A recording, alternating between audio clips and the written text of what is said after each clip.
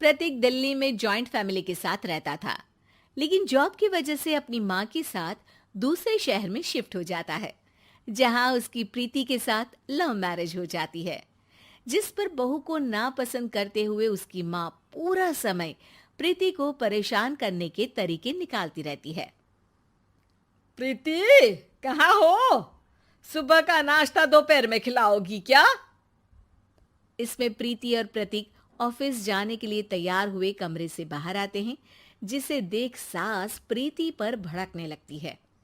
महारानी, तुम सुबह सुबह तैयार होकर घर का सारा काम छोड़कर कहाँ चल दी? जी वो ऑफिस। हैं? तुम ऑफिस से जाओगी तो घर में जो सफाई, नाश्ता, खाने का काम है वो क्या मैं करूंगी?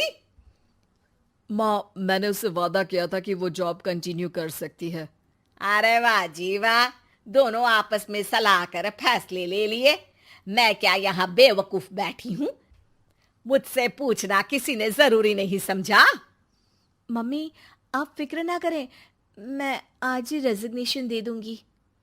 प्रीति ऑफिस के लिए चली जाती है और अगले दिन से जॉब छोड़ घर के कामों में लग जाती है, लेकिन साथ ही उदास भी रहने लगती है, जिसे देख प्रतीक को अच्छा नहीं लगता। मुझे पता है तुम्हें अपनी जॉब कितनी पसंद थी। आई एम सॉरी प्रीति। अरे कुछ नहीं होता, बस मम्मी खुश रहनी चाहिए। अब प्रीति अपनी सास को खुश करने और उनका दिल जीतने की जी तोड़ कोशिश करती रहती है, पर सास कभी उससे सीधे मुंह बात तक नहीं करती। इसी तरह दिन बीतने लगते हैं। एक शाम प्रतीक ऑफिस से परेशान घर वापस आता है। माँ, चाची का फोन आया था। दादी की तबीयत बहुत खराब है, हमें दिल्ली जाना होगा। पति की बात सुन प्रीति तो पैकिंग शुरू भी कर देती है, पर माँ वहीं बूत बनी खड़ी रह जाती है। लगता है मम्मी अपनी सास से बहुत प्यार करती हैं, तभी उनके बीमार होने की खबर सुन शॉक में आ गई। ये प्यार नहीं, परेशानी है। तुम तो ऐसे सोचो कि अब से जब तक दिल्ली में हो तुम्हारे अच्छे दिन शुरू। अच्छा, ऐसा क्या है दिल्ली में?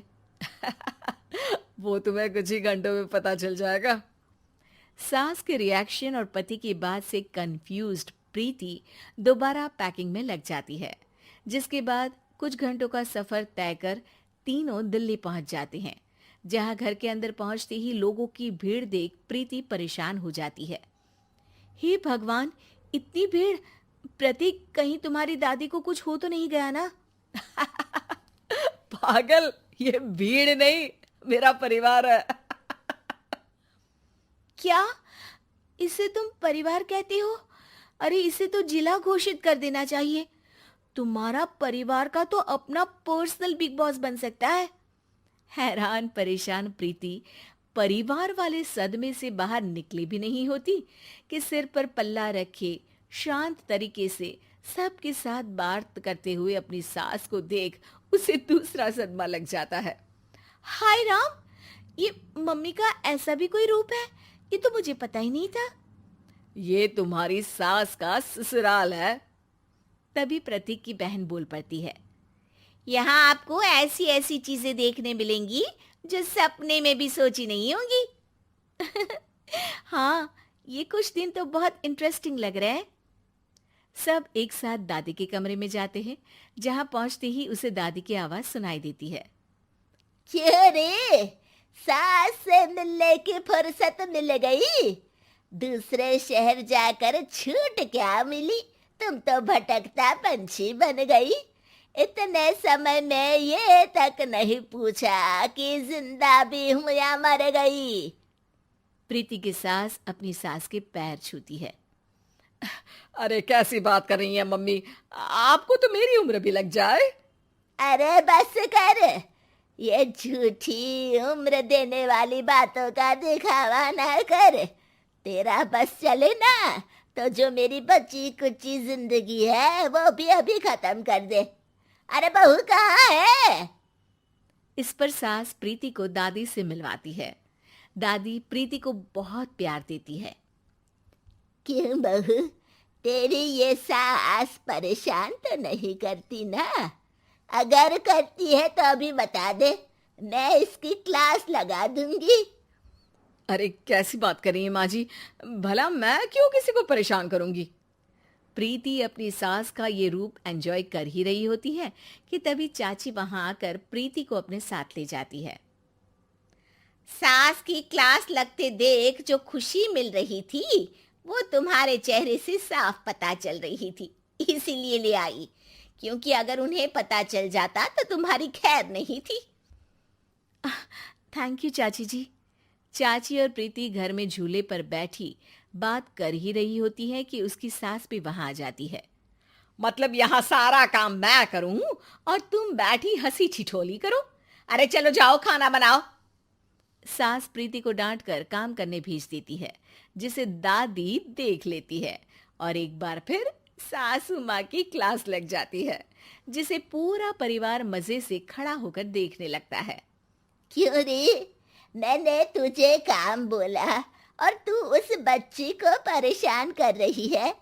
सास की कोई इज्जत रह गई है इस घर में या नहीं?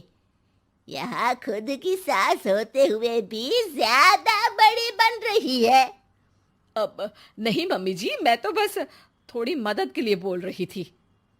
सास रसोई में जाकर काम करने लगती है और दादी प्रीति को लेकर वहां से चली जाती हैं। इसी तरह एक हफ्ता बीत जाता है, जिसमें दादी अपनी बहू को डर, इज्जत और प्यार का फर्क समझाती रहती है और प्रीति उसका मजा लेती है। वापस जाते हुए दादी प्रीति और उसकी सास दोनों को अपने पास बुलाती है। मेरी बहू जिद्दी और अड़ियल है, इसलिए उससे हमेशा सही काम करवाने के लिए मुझे सख्ती करनी पड़ती है। लेकिन तुम्हारी बहू अच्छी है, तेरी खुशी के लिए वो अपनी जॉब और सपने भी छोड़कर घर में बैठी है। अपनी बहू के साथ प्यार से रहो। और प्रीति, अगर अभी भी तुम्हारी सास परेशान करे ना, तो फिर तुम्हें पता चल ही गया है कि शिकायत कहाँ करनी है। जी, अपनी सास की ससुराल में उनकी सासू माँ के पास।